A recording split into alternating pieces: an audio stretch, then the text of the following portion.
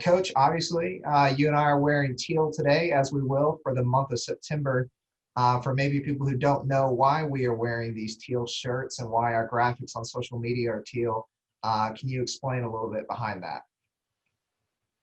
Yeah, thanks, Patrick. I think a lot of our media guys know that we wear the teal jerseys for our staff and our warm-up shirts in the month of September because it's Ovarian Cancer Awareness Month, and teal is the color for ovarian cancer. Excuse me. And yeah, we just want to continue to show awareness for that, help increase the public awareness, and encourage everyone to get checked and to follow all the health things that they need to try to help to put a stamp out on this disease. All righty, Coach, and with that, I'll open up the floor for questions.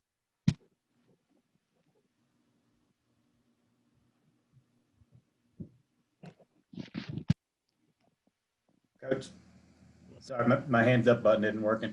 We'll go Brad and we'll go Colin. Yeah. Coach, what's been the biggest challenge for you this off season between COVID and the uncertainty and how you run practices? I'm sure it's probably a little bit different than what you've done the last 40 plus years. Brad, you just answered your own question. All of those things. It's been a really unprecedented time and really a time that has required a lot of flexibility and a lot of hard work on the part of a lot of people. And so, I think I could kind of say, I need to probably frame this a little bit for everyone to get an idea what's going on. First of all, the NCAA moved the fall championships for men's and women's soccer to the spring. So the season will begin on February 3rd and will run approximately till the end of April. And then the NCAA tournament for both men's and women's soccer will start around April 25th, I believe, and it'll run till May 13, the weekend of May 13 to 17. And then there will be joint championships. In other words, it'll be men's and women's on the same weekend. So it'll be like a Thursday, Saturday, Friday, Sunday, semifinal, final for the two sports. Conference USA also has moved our season to the spring. So we will play our conference opponents in the spring. There are a select few schools that have been able to still play in the fall. So the NCAA is allowing teams to play in the fall season on the guidance of the institutions and the conferences. The Atlantic Coast Conference in men's and women's soccer is playing in the fall. The SEC in women's soccer is playing in the fall, and Kentucky and South Carolina and a few other schools are also playing a fall season. So these matches that we're going to play this fall count towards our season and our possible chance to be selected as an at-large team in the spring. So these are not exhibitions. These are games that count towards our RPI. They're very important. So that entire process, Brad, has really changed everything as far as, the setup. Now, I need to really thank a lot of people that have made it possible for our team to play this fall. And I want to talk a little bit about the tremendous advantage that it gives our team in a minute. But I mean, Coach Tanner and the administrative staff, John Kasich and the medical staff have done an unbelievable job in terms of supporting us. Our players have been back, many of them working with strength and conditioning since July. Because you got to remember, these guys went home in March. And to be honest, I think they were pretty anxious to get back to campus and get back and start working out and playing soccer. So But during that period, we've had to have testing. We've had, very, very strict protocols in place. And, that costs money. I mean, it costs a lot of money and a lot of human resources to enable us to play. So I really want to thank, again, Coach Tanner and all of our administration that have done an unbelievable job getting us ready to play this fall. My assistants, Tyler Kettering, Justin Cook, they've done a ton of work, and our trainers, Brian Wells, Riley Learn, have both done, because we're having to test our guys. We're having to have separate workouts for different players. It's been a real challenge, but our guys are really excited to be playing. At last count, I think there were 21 teams out of 206 on the men's side that are playing this fall. So we're really privileged to be one of those teams. Now, what does that do for us? Well, we get to play games and train and evaluate our players all during this fall season, which obviously is a huge incentive for them. They're excited to play.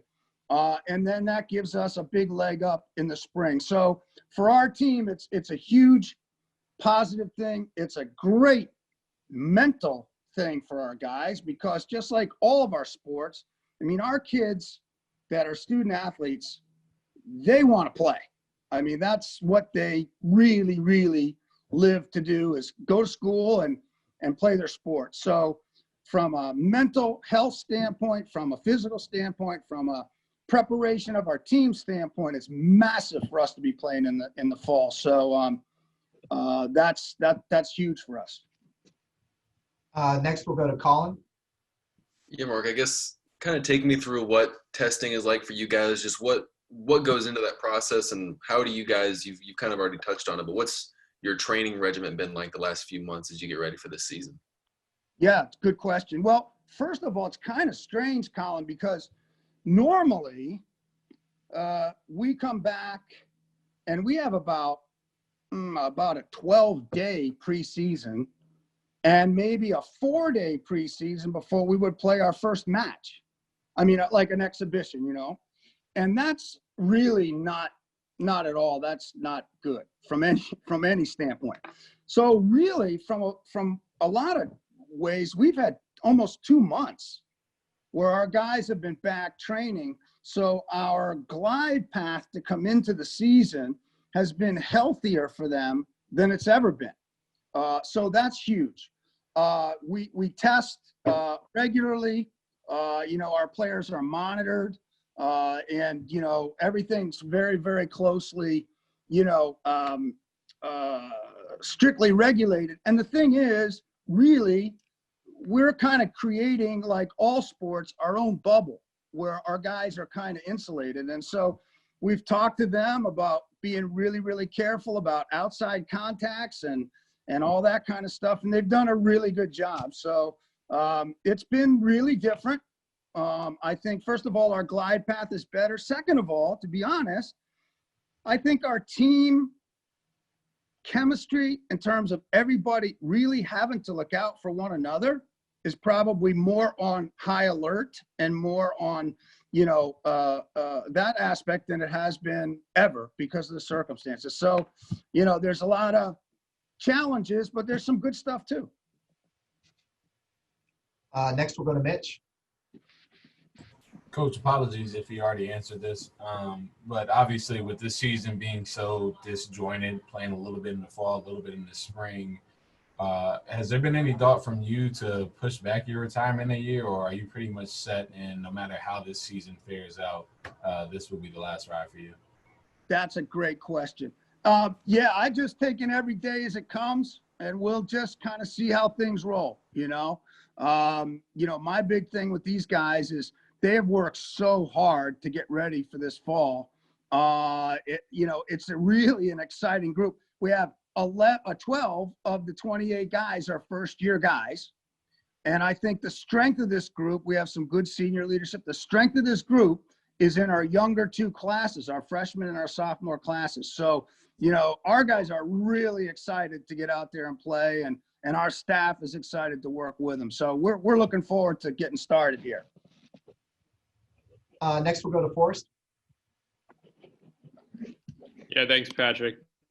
Coach, just to have a general question for you. You tell us about your team coming into this season right now. I know you said that the freshmen and sophomores are probably where the heart of the team lies as far as ability, but what else can you give us on that?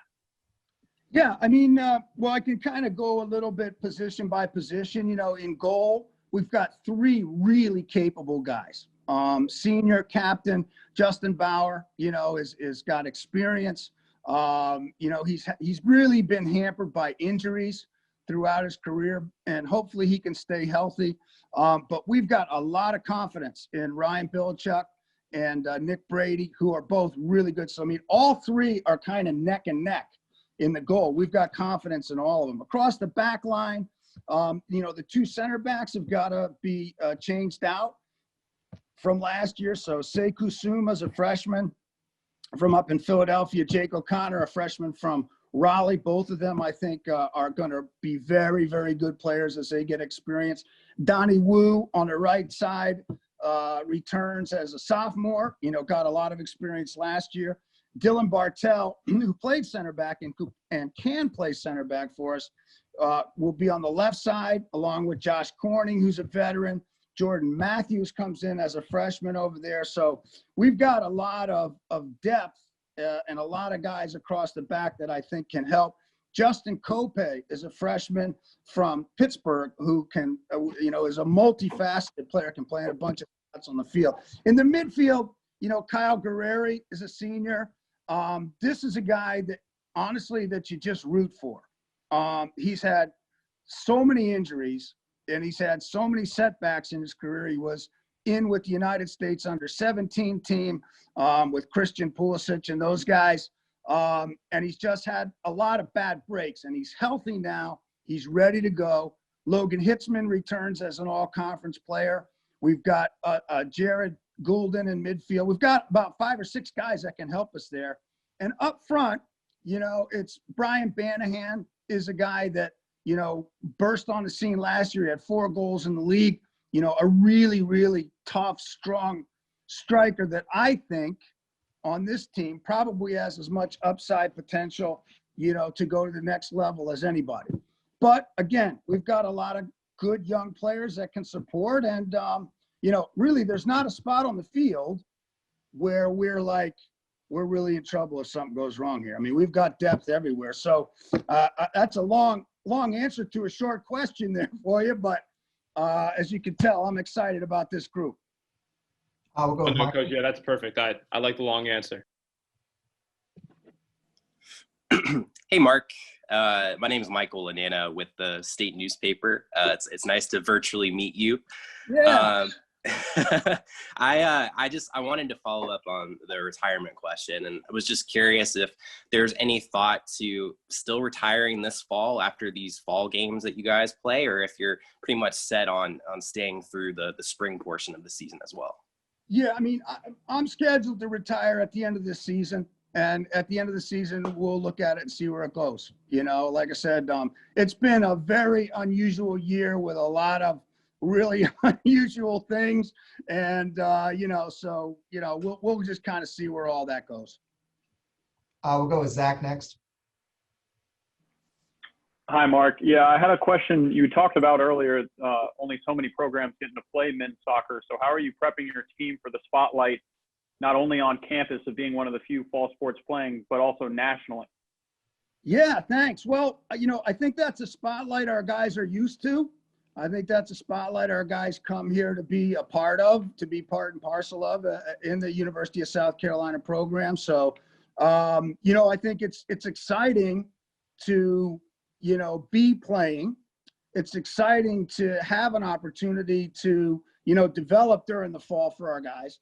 And look, I mean, it's going to be really limited in the stadium in terms of the number of people that will be able to come in, but to the degree that we can provide an outlet for our students and our faculty and the people at the University of South Carolina in the community, that's great.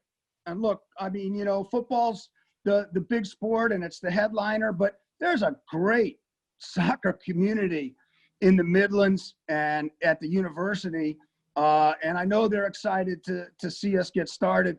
And even though it'll be difficult to accommodate all the people that want to come to our matches this year, hopefully the live streaming will, you know, be able to provide an outlet. I mean, each year, and Patrick, you can correct me if I'm wrong, but almost each year we've been in the top 10 in attendance in NCAA men's Division I soccer. And some years we've been, you know, really, really high. So our support's been incredible. I'm just sorry that we won't be able to open it up for everybody this year. Next, we'll go with Dylan. Coach, what kind of, like you said, it's been an unusual set of circumstances. What kind of conversations have you had with your players just to kind of give them that sense of normalcy back? Right. That's a great question. First of all, soccer provides the normalcy for them. This is their outlet. This is, you know, where they want to be. It's who they want to be with. It's how they identify themselves. And so that being with their friends, their teammates, that's the most important thing. But look, along the way, we all have to deal with the ups and downs that this, you know, pandemic brings. And I just think our players have such, and all of our student athletes, the women's soccer team, the volleyball team, the football team, they have such an advantage here because they are part of a very tight family that's here to support one another. And it's a really a huge gift to our guys. So as far as conversations, look, we're all with them all the time. You know, we're always, the door's always open. It's a little bit of a cliche, but it is. When you've got only 28 guys, you become a part of their family, you become a part of their life. And you know, we're here, we're glad to be here for them. And yeah, so it's been a good experience, and it's great to have us all in this together, supporting one another. We'll go to Colin. Yeah, Mark, I guess forgive me if I'm wrong here, but my brain's kind of gotten fried over the last 6 months to begin with. But I think this is the first on-campus sporting event since quarantine lockdown started. What's that mean for you guys, and how do you kind of manage those emotions for you and your team Saturday? That's a wonderful question. Yeah, it is the first contest, and we're really honored, you know, to be the opening sport of the fall season. So that's a huge responsibility. It's a great honor. I've been, you know, mentioning it almost every day of practice for the guys. So they're really excited. So yeah, you got that right. It is a big deal for us. You know, we're again, you know, sports, you know, as you've watched the NFL open, you've watched the NBA a little bit, you've watched things start to open up around the country. It's such an important part of the American psyche. And for our students at the University of South Carolina, our sports profile is important. So we're really happy to take that responsibility on Saturday night. We're excited. Colin, to go off of that, the last South Carolina event to be played was a March 11th game, softball against Winthrop at Beckham Field. And this will be the first event back. Next, we'll go back to Forrest. Yeah, thank you, Patrick. Coach, just looking ahead to Saturday, what are you expecting from Georgia Southern as far as about what their style of play is and what challenges they're going to present you all? Yeah, that's a good one. Good, you know, it's really crazy, right? Because none of us had game. You know, I think we had one game in the spring before it was sort of terminated. So the intelligence gathering of different teams about different teams is like basically nil. So we can just go on the fact that last year was a 1-1 draw. Very, very good team. I think they brought in 10 new guys, a lot of experienced guys, a lot of international players that have a lot of experience. So, you know, they do a really good job down there with that program. And so, you know, we're expecting a tough game, and it's just so unique. Normally we can go back and look at matches from the past and break them down and maybe get some information and call around and try to find out some scout reports. There's nothing out there right now. So it'll be interesting. We'll go back to Brad. Coach, I know you may not want to give everything away going into your first game, but if I remember it right, last year, I think about half your starting lineup was not healthy. Are you healthier to start this season? Yeah, that's true. Last year we had 5 season-ending injuries. We had 4 sports hernias last year, which is like, I don't know how that even can happen. So, at one point, nearly 50% of all of our scholarships were out. So as we haven't had, thankfully, knock on wood, we haven't had anything like that this year. Our guys have come back and, they've basically, we have a couple guys out, but, not anything like that that's going to require a major surgery. So, yeah, thanks. That crushed us last year.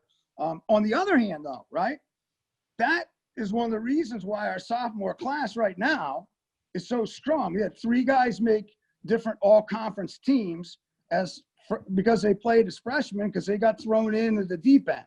So now they're ready as sophomores, and I think that's a huge plus for us. So, with everything, you kind of take the good with the bad, but we are definitely healthier, Brad. So that's a huge thing.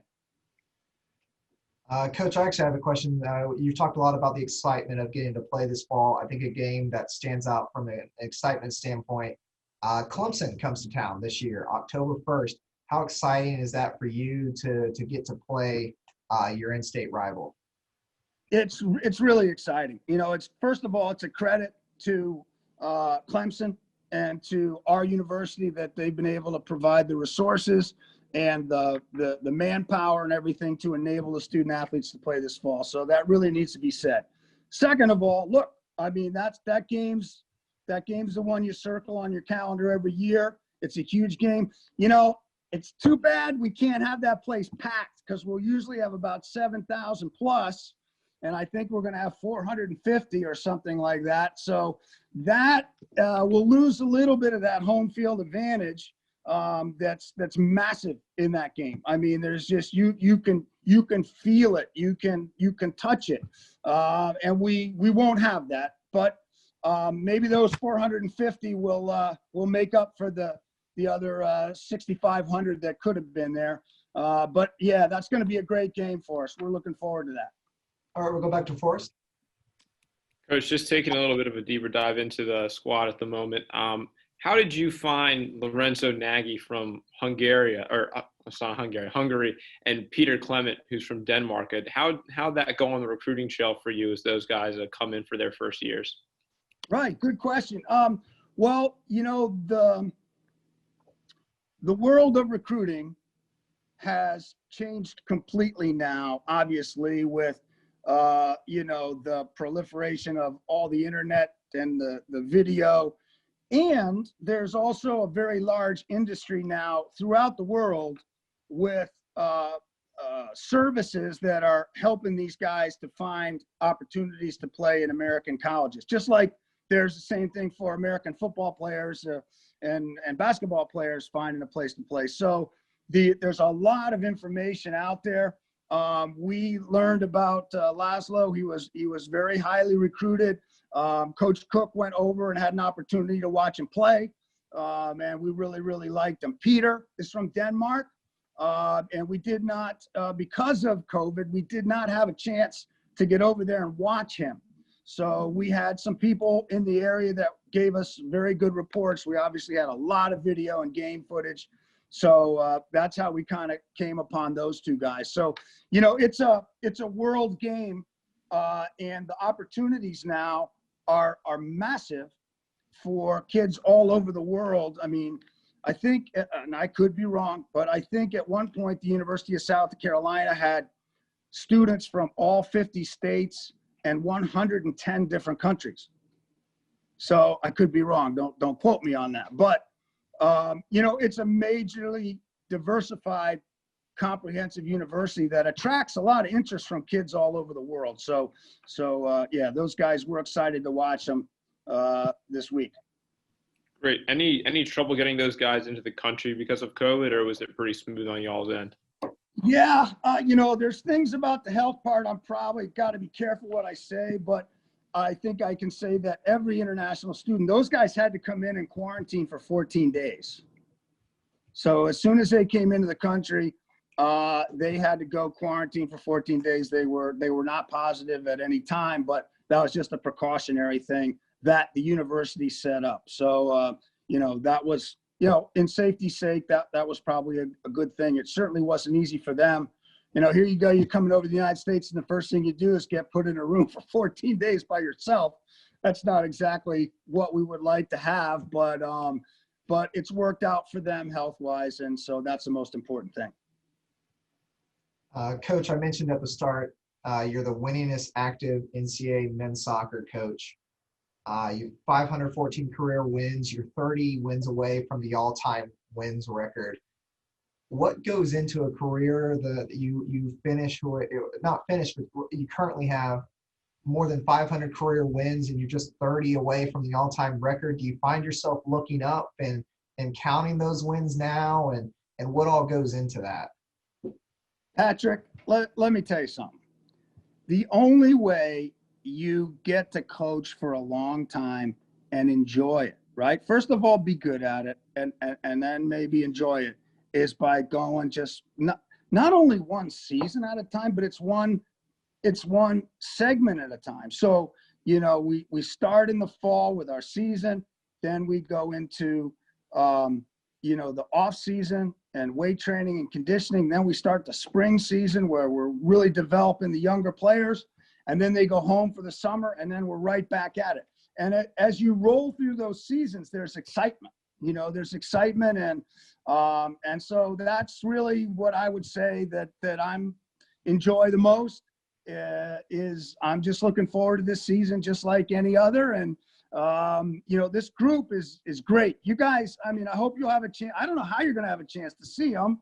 I don't know if the press gets to come out or whatever, but this is a really, really exciting group that because of the COVID, because of the lack of preparation in a way, I think there's going to be a little bit of missteps. There's going to be a little bit of things that go wrong, not with all of our teams, with all of our teams and with all of our opponents. But it's going to be exciting, and that's really what I look forward to. All right, we'll go back to Forrest. Coach, last question for you. I hope there are no Georgia Southern spies in this Zoom right now, but if you could give us an idea of this, I'd be appreciative. Who do you have in your 11 for Saturday? Well, I can't really give you that. The honest truth is we're meeting on that as soon as I get off of this call. We'll have a nice blend of returning guys and new guys. And the other thing that we'll really have, I think we'll have some depth. Because of some of the injuries that we've had and different situations, it's been difficult for us to play actually 11 on 11. We've got 28 guys. 3 of them are goalkeepers, and 3 of them are out with different. Did I lose you? With different injuries right now, not major. So we haven't had a chance to really play 11 on 11 very much. So, I think it'll be really fun to watch this group develop. And like reflecting back to Patrick's question, that's what I look forward to. I like watching the group come together, watching them develop, watching a guy like Brian Banahan, develop from scoring, I think second high, maybe 4 goals last year in the conference as a freshman. That guy's back. Yeah, it's exciting. So I can't give you much more than that because honestly, I've got a pretty good idea, but I really don't have it nailed down yet. Gotcha, Coach. Thank you. Who are the injuries at the moment, if you can give me that? Actually, I can't. But, I really probably can't get into injuries. I got you. No worries. I will say they're not any COVID. They're not COVID. It's just stuff that happened. Unless there's any other questions, Coach, I'll close with this last one. You've talked a lot about your newcomers this year. There's a few newcomers that have come in that frankly are bulked up like you would expect a junior or a senior to come back looking like. I mean, you got some size and some athletic guys coming in. How exciting is it to have that kind of size and athletic ability coming in? Yeah, that's a good question, Patrick. Look, I mean, we're different. We're different. We've got some guys that look a little different. We've got some guys that, you know, maybe they look as freshmen like they normally would look as juniors, you know, and, you know, now can they go in the right direction at the right time and all of that? Well, we've got to work all that out. But, you know, we're really, really pleased with this recruiting class. It was, you know, very, very highly spoken of nationally. And this group's going to be good. So we're excited to get going and see, but I think athletically, we've definitely stepped it up a few notches, and I think that's going to be important. All right. Thank you, Coach. Unless there's any other questions, I appreciate everyone coming out today, and looking forward to seeing everybody hopefully throughout the season. Hey, I just want to thank you guys for being on this call. I mean, there's a lot going on. It's a crazy time. Thank you for paying us the time to come on the call. And, you know, we look forward to seeing you guys during the season. Okay. Best of luck to all of you. You guys stay safe.